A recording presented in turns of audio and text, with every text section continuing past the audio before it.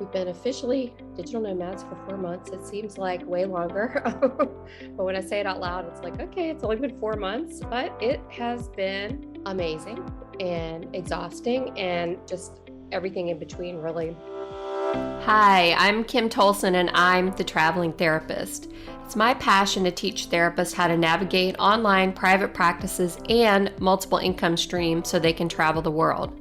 I'm a digital nomad with a virtual insurance-based private therapy practice and a multi-six-figure coaching business.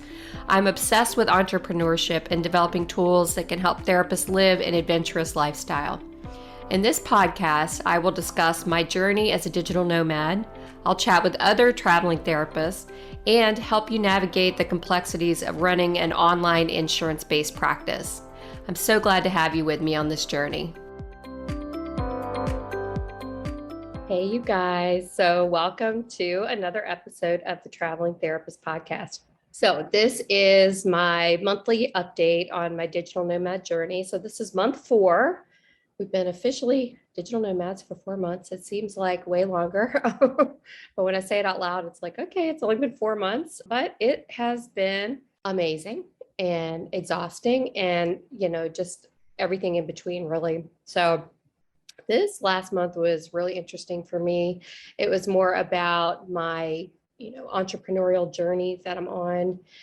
All of my wisdom last year, when I wasn't a digital nomad yet, decided to become a sponsor for 2 different therapist summits for the traveling therapist. So I'm super excited about it. It's like, yes, I'll sponsor these and I'll go and network and, meet all these people and talk about the traveling therapist. It'll be so wonderful.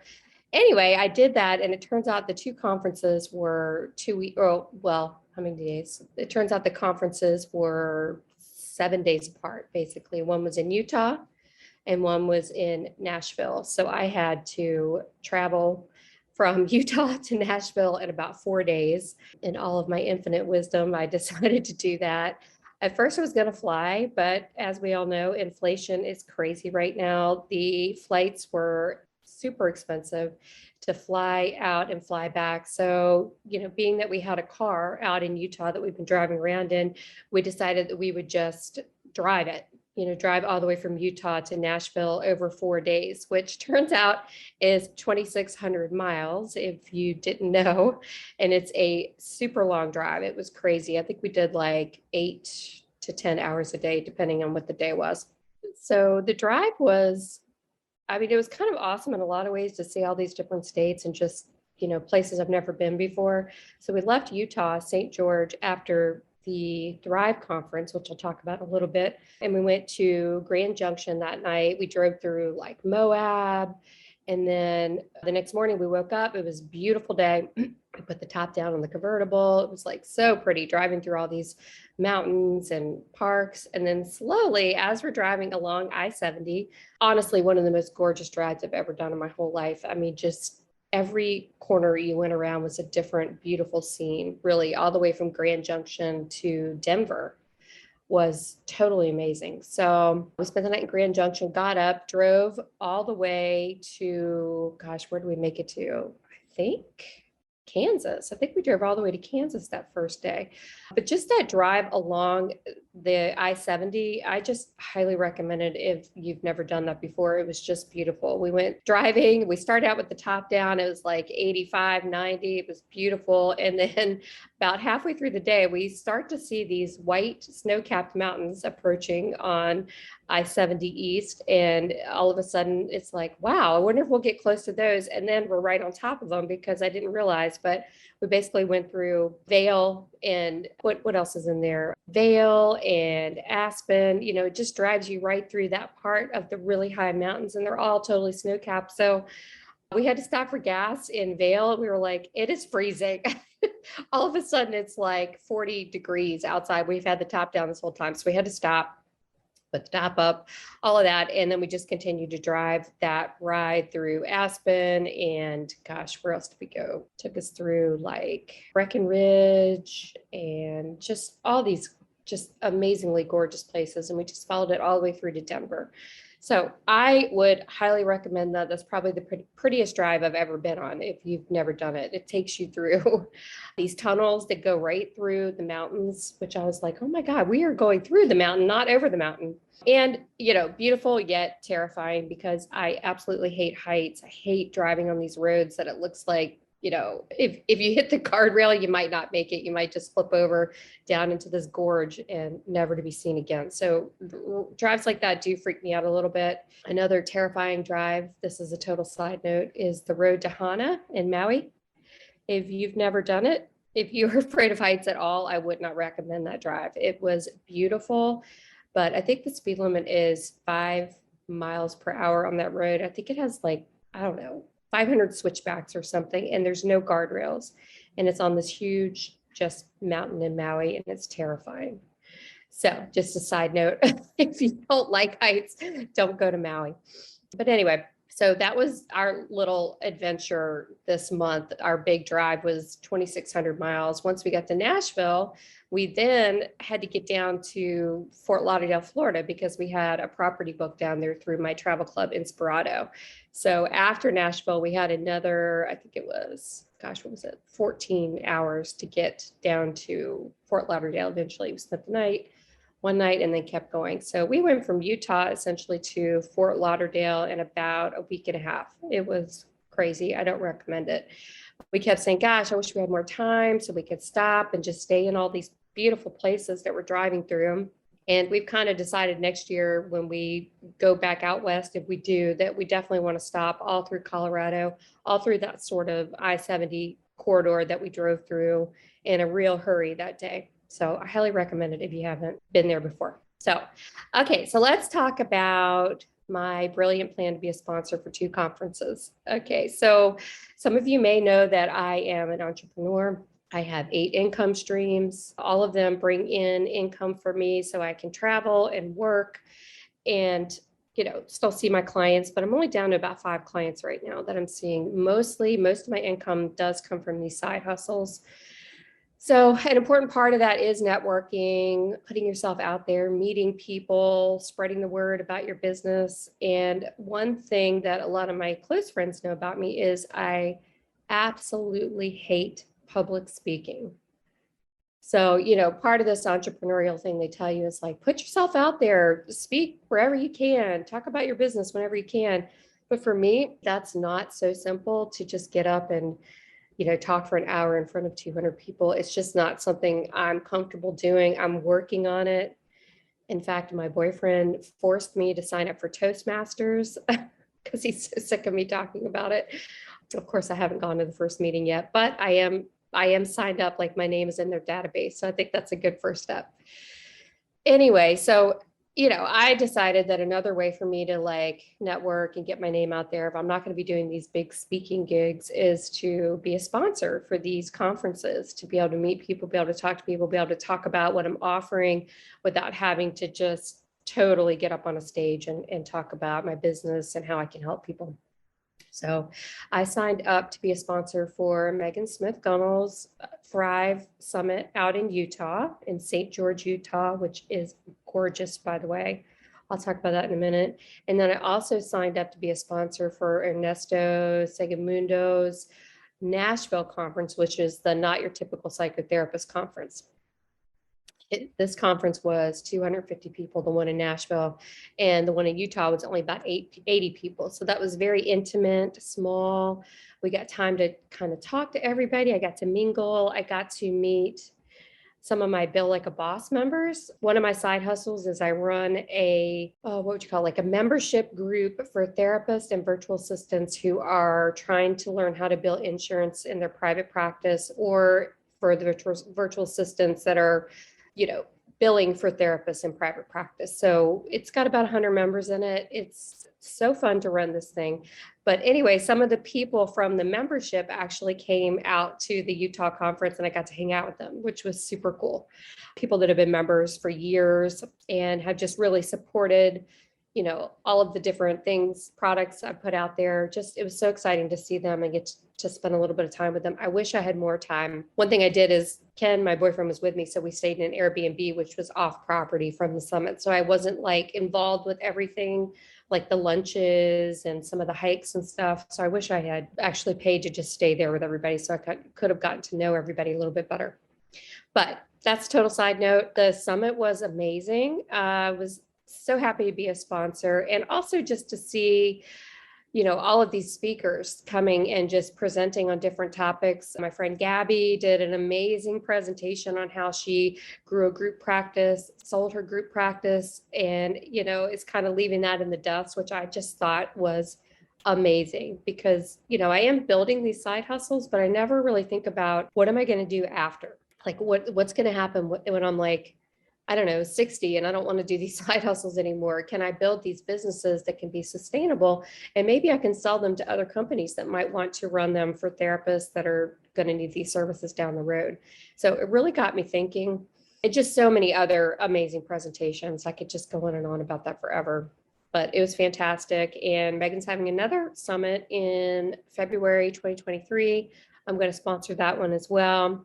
There's going to be a traveling therapist panel there, which I'm not sure if I'll participate in because, again, I hate public speaking, but I'm definitely going to sponsor it. So if you guys are listening, I'd love to see you there. It's going to be so much fun.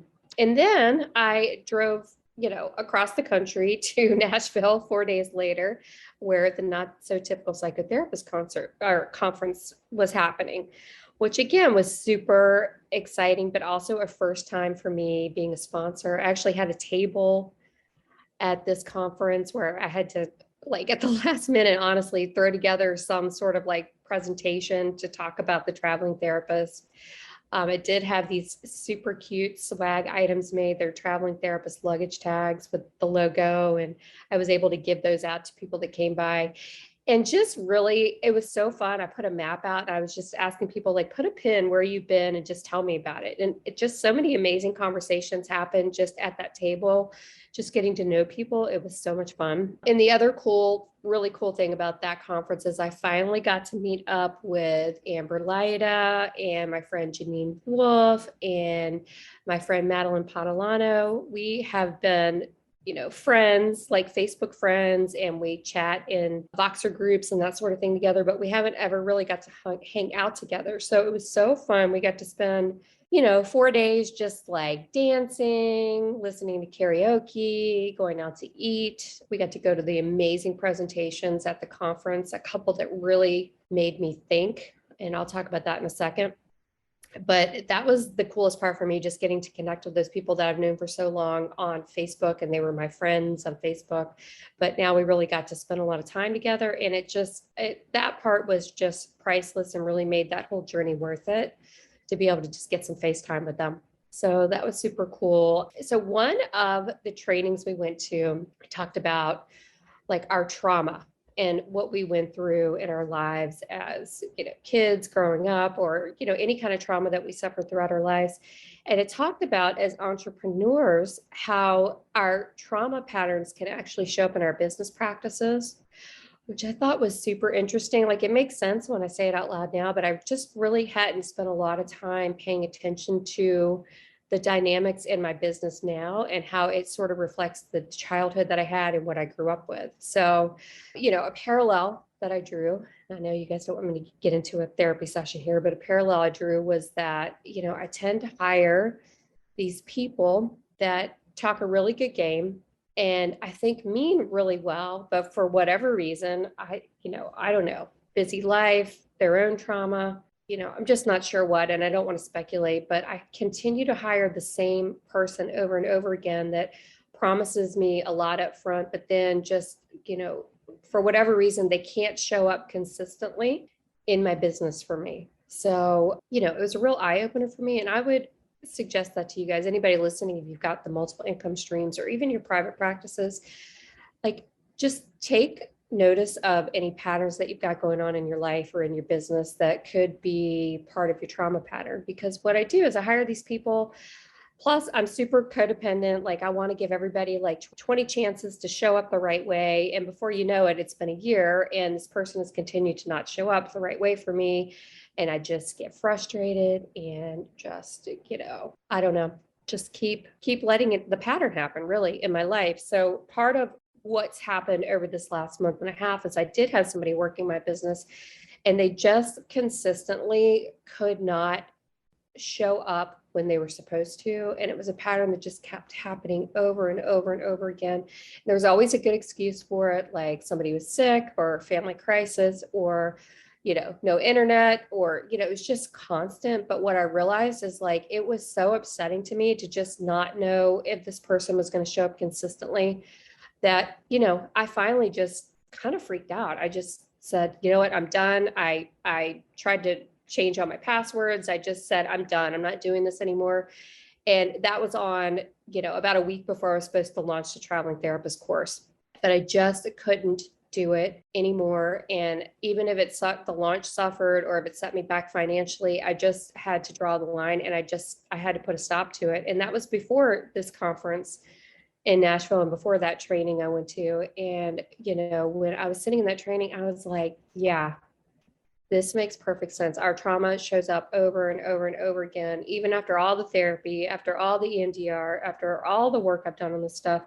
Here it is again showing up, me not having a consistent, reliable person in my life that I can count on to just always show up. So that's been a big deal this last, I guess it's really been about 6 weeks. This has been going on that I finally just said, I just can't do this anymore. So for all of you that have been patiently waiting, and I know there's a bunch because I get emails all the time, patiently waiting for the traveling therapist course to come out. That's why it's taken about a month and a half longer than it was supposed to, because the person that was responsible for all the tech and the launch and everything, I had to fire her. I just couldn't take it anymore. And a lot of it's my trauma. It's like you put up with it, and then you just kind of explode. And even the person probably doesn't realize how bad it was for me, just like not having that consistency. So total side note, total just whatever about me, but going to that conference in Nashville and hearing that one speaker speak about this,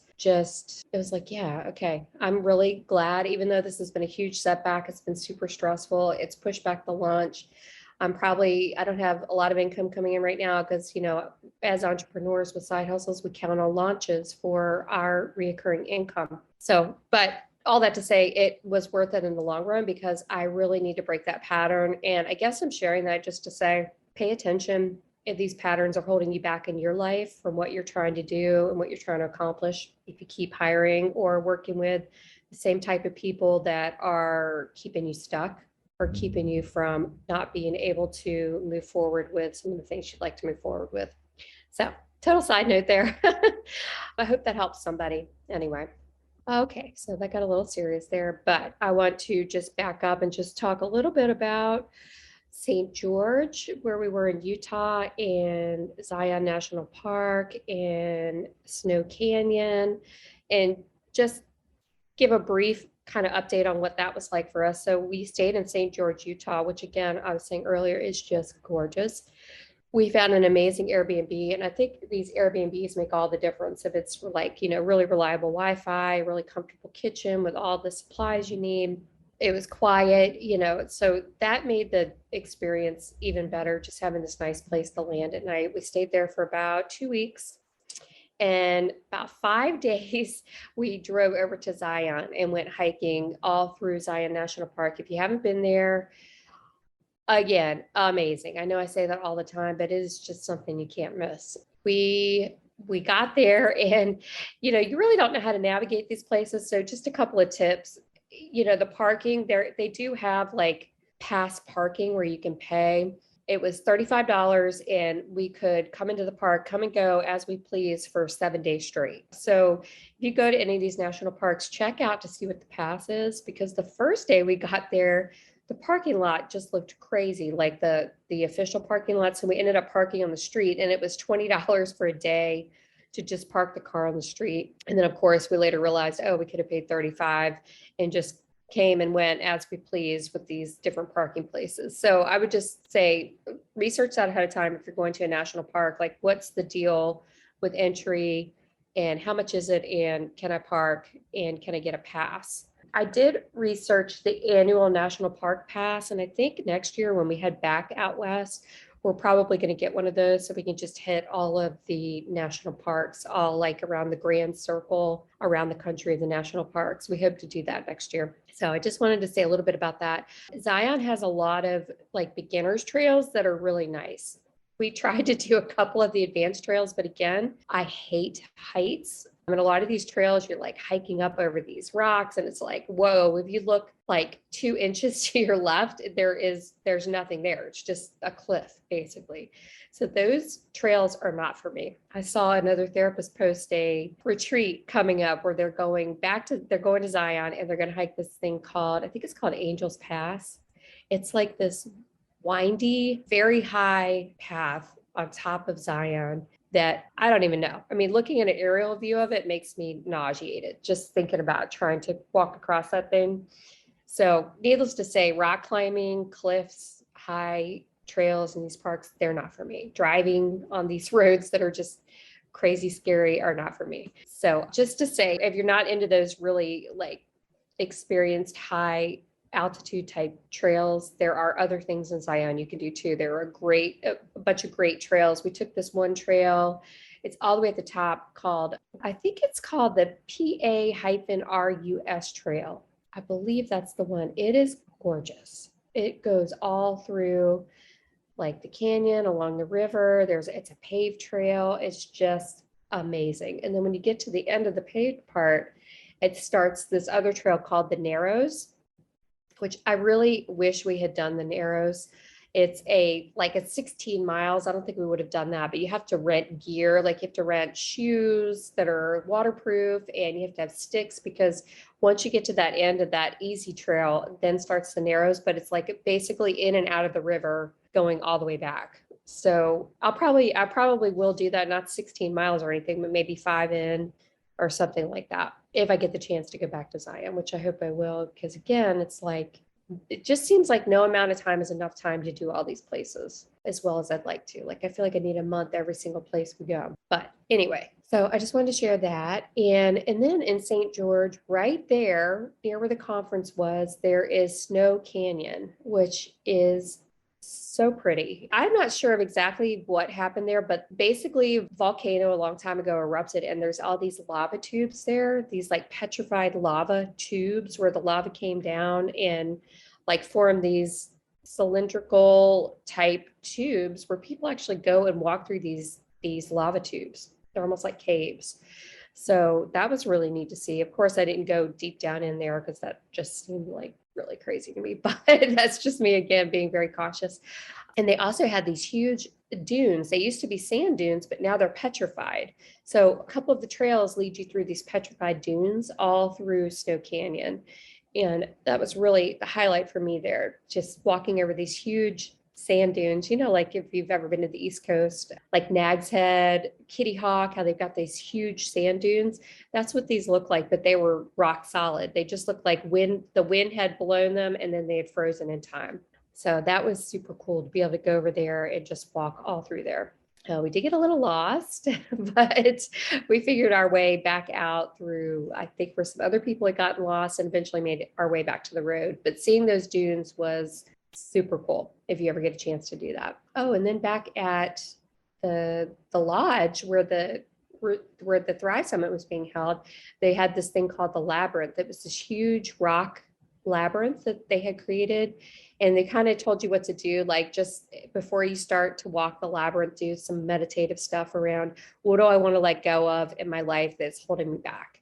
And you just think about that. And as you walk in the labyrinth towards the center, you just meditate and pontificate upon this thing you want to let go of. And then when you get to the center of the labyrinth, you're supposed to stop and think, okay, I'm ready to let go of this. And just on your way back out of the labyrinth, as you walk all the way back out around the circle, the meditation is, I'm letting go of this now. And here's how I'm going to let go of that. Here's how I'm going to show up differently in my life when I let go of that. So that was the experience for me. And again, it was trying to let go of this fear of just like public speaking, being up on a big stage, which has always been my Achilles heel in my life and this entrepreneurial journey that I'm on also.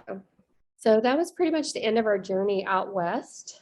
Once we left Utah and headed back to Nashville, we were like, I don't think we can do this drive all the way back from Fort Lauderdale because we had to be back down there, as I said before, for our next stay. It was 11 days down at the Conrad in Fort Lauderdale, which is another Inspirato property. That's my travel club that I belong to. So we went down there. We got 11 days there. Beautiful oceanfront, 2-bedroom suite. Gorgeous. We've stayed there before with Inspirato, so we were glad to be back down there again. I think we stayed there 3 times now, so it really kind of feels like home in a weird way. Like we know all the valet people and the front desk people, so it's kind of a comfortable place for us to be. But when I left that conference, one of my friends that morning before we left, she was like, "Is your throat sore?" And I was like, "Not really. I'm feeling all right."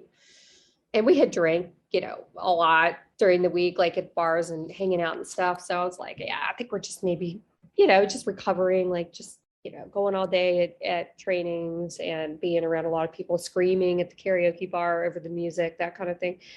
But then as we're driving to Fort Lauderdale, I'm like getting sicker and sicker, like coughing, just feeling terrible. You can probably hear it in my voice still, my congestion. So we're driving down and I'm seeing on Facebook, all these people that had just left the conference are saying, I'm not feeling so great. Then somebody says I tested positive for COVID. And then somebody else said they tested positive for COVID.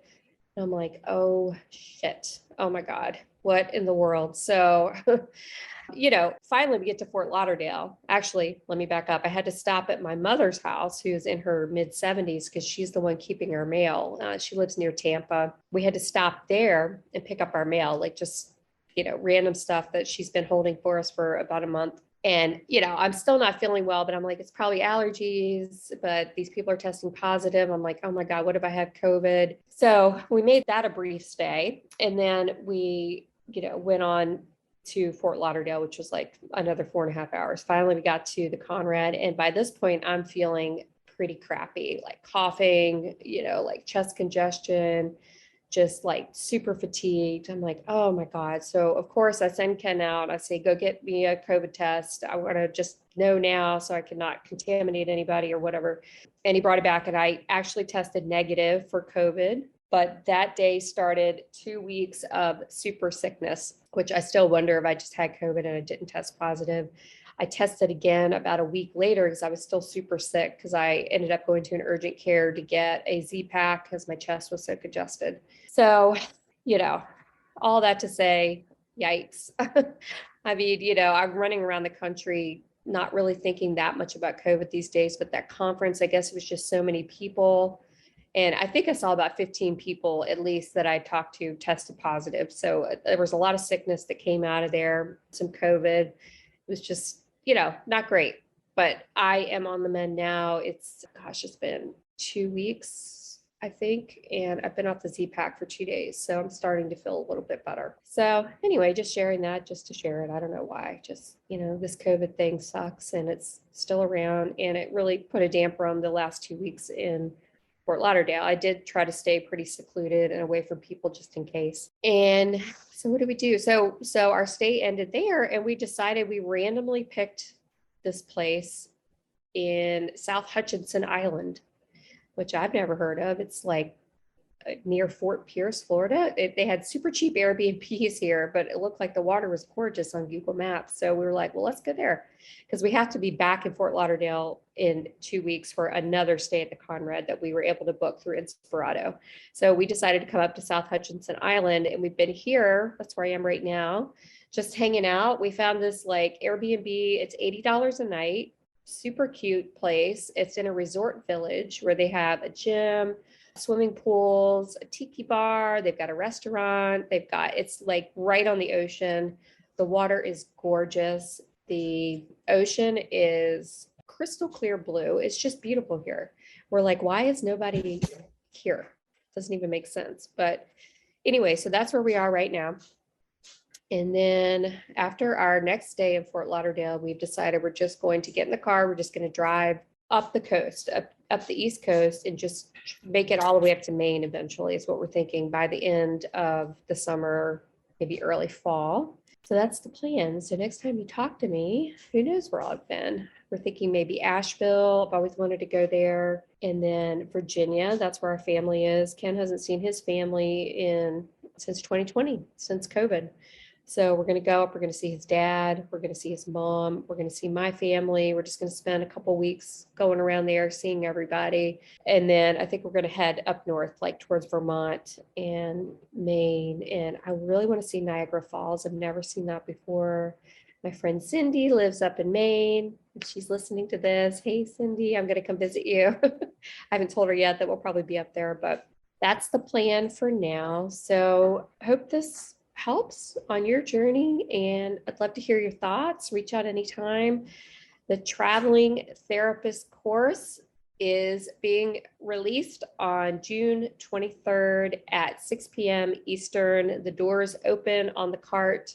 We're also having the Traveling Therapist Extravaganza, which starts on Monday, the 20th in the Traveling Therapist group. I'm so excited about this. It's going to be so fun. So I created like a bingo board and a worksheet. I'm calling it your Dream Life Worksheet, where, I'm going to give it to everybody. You should be getting it this weekend. Check your email. You should be getting the worksheet and the bingo board. And then Monday on the 20th, we are meeting in the Traveling Therapist Facebook group at 6 p.m. to 7 p.m. Eastern. It's going to be me in the beginning, just like talking about what to expect over the next week with the Traveling Therapist Extravaganza. And we have 3 course contributors that are going to pop in live for about 15 minutes and just share what's going on with them and anything they want to talk about their training, or if you have any questions for them, they're going to be there live. So I think Monday the 20th is Cindy Gonzowski and Amber Priestley and who else? I think Lisa Lovelace. I think those are the 3 on Monday that are going to pop in and say hello. And, I'm going to introduce the bingo board. And on Thursday night, we're having a happy hour. So from 6 to 7 p.m., we're going to have the Traveling Therapist Extravaganza happy hour. Bring your favorite beverage. I hope you'll bring your bingo boards. Everybody that has completed 1 row of bingo is going to be eligible for prizes. So my friend Nick Fuller is giving away free entrance into his SEO course. Megan Smith-Dunnell is giving away a free one of her Thrive School courses. Cindy Gonzowski is giving away a t-shirt from her therapist boutique that she has, thetherapistboutique.com. She has the cutest t-shirts there with all these different fun logos. She's going to give away a t-shirt. And then I've got some prizes. I'm going to give one person free entrance into the course. And I've got these really cute luggage tags. I saved some from the summits that I went to, and I've got 5 that I want to give away to people. I'm going to mail them to you. So I'm excited to share this with you. So anyway, I hope you're loving the podcast. If you're listening, please subscribe and please leave a 5-star rating, because that helps it get shown to other people that might not be listening already. Okay, take care. Bye-bye. Thank you so much for listening to the Traveling Therapist podcast. For show notes, links, and downloads, head over to thetravelingtherapist.com, where you'll be able to learn more about my journey, the courses I've created for you, and other exciting resources to make your dreams become a reality. If you've enjoyed this episode, please share with your traveling therapist friends, subscribe to the podcast, and if you love this episode, please leave a review.